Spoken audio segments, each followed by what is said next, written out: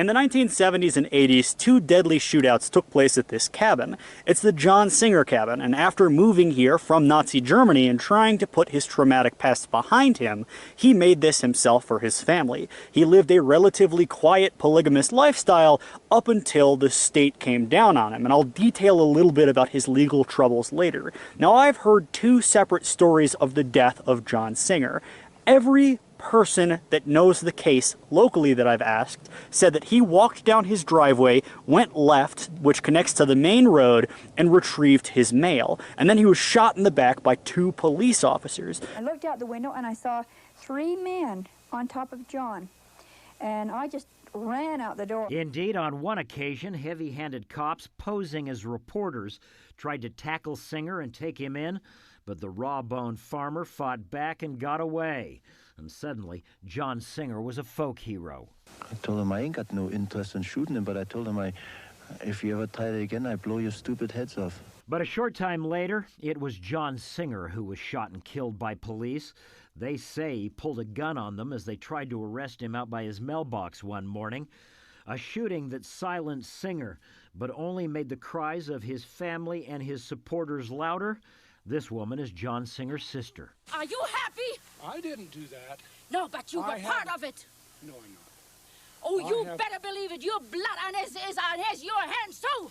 Now, the media reported it totally differently. The media said on January 18th, 1979, his quote-unquote compound, which in reality is just this cabin that he made by hand, was raided by 10 Summit County sheriff's officers, and they said that Singer pulled a gun and they were forced to shoot him. But literally everybody else says he was retrieving his mail and he was shot in the back. And then 9 years pass, and a relative of John Singer, a man by the name of Adam Swapp, he holes up in this cabin. But the problem with this is that directly to the west of the cabin, to the right of this frame, is Hoyt Canyon.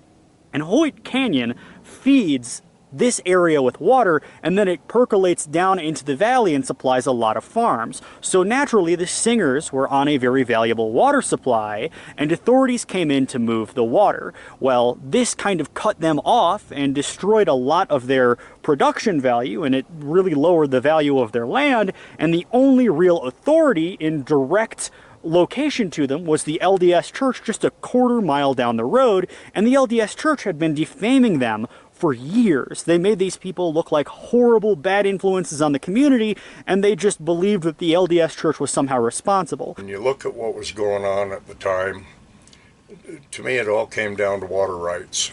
And if someone's messing with your water rights, someone's going to get killed.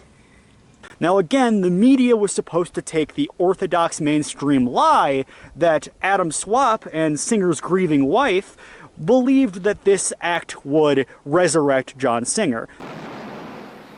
A couple of years later, John Singer's son-in-law, a young man named Adam Swapp, who had married 2 of John Singer's daughters, then tried to avenge John's death by blowing up a nearby Mormon church, an act that Adam Swapp reportedly believed would lead to John Singer's second coming. Now, of course, they didn't. It was over water rights. But anyway, Adam Swapp walks down, plants a staff into the ground in front of the LDS Church at 3 a.m. in the morning on January 16th, and then he walks into the church, he plants a box of dynamite, and it blows up the church, causing millions of dollars of damage. Then he walks back up to his cabin and basically just holes up there. He knows that authorities are going to come there, and because it's January, it's snowing, they can see the footprints going from the church to his cabin. Everybody knows who did it.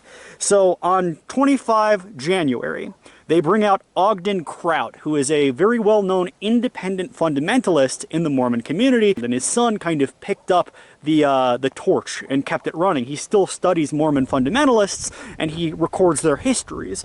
And they brought him up, and Ogden Kraut came back to the authorities and said, essentially, there's no talking with these people. They're not going to surrender peacefully, and in reality, they just want you to leave. They just want to be left alone. Well, authorities figure that that's not going to do, so on January 28th, the final confrontation begins. And this sounds like a Looney Tunes skit. Basically, the police here try to booby-trap a loudspeaker that's in their front yard under cover of darkness. And in the morning, Adam Swapp sees this loudspeaker with a bunch of wires hanging off it, and he just shoots at it. But the goal of this was to, once the loudspeaker is activated, a strobe light would go off, which they believed would incapacitate Adam Swapp. So when this happened, Adam Swapp, he shoots at the loudspeaker, and the guy, the Department of Corrections officer, who is supposed to sick the dogs on him, all he sees from the tree line is the loudspeaker is going off, the strobe lights are going off, so he unleashes the dogs. And then John Timothy Singer, John Singer's biological son, shoots one of the officers. And Lieutenant Fred House is mortally wounded. He dies on scene, and a wild shootout ensues in which Adam Swapp is injured. Now, several other officers are injured as well, and then they bring in 2 MRAPs to go essentially do a Waco, although they don't totally demolish the cabin, and they take heavy fire, and the Singers and the Swapps surrender. Now, what's important to notice here is that the fatal shot was fired by John Singer's biological son, who was at the time confined to a wheelchair, but because authorities blamed Adam Swapp, he's the one who did decades in jail. He was released recently, and he has sort of disavowed the incident, but apparently the Singer and Swapp families still have descendants living here. And here's the general overview of the town of Marion. As you follow this area down, that's Hoyt's Canyon, and Hoyt was an early settler with the LDS Church in the region, and it feeds water right down to where the John Singer cabin is today. There's actually a lake right here, a little pond that would feed their community. They had basically a community of their own family. It was the authorities called it a compound, but it was just a little family area. And that lake dried up after water rights were removed. This is another cabin that the Singers holed up in during the standoff of January 1988.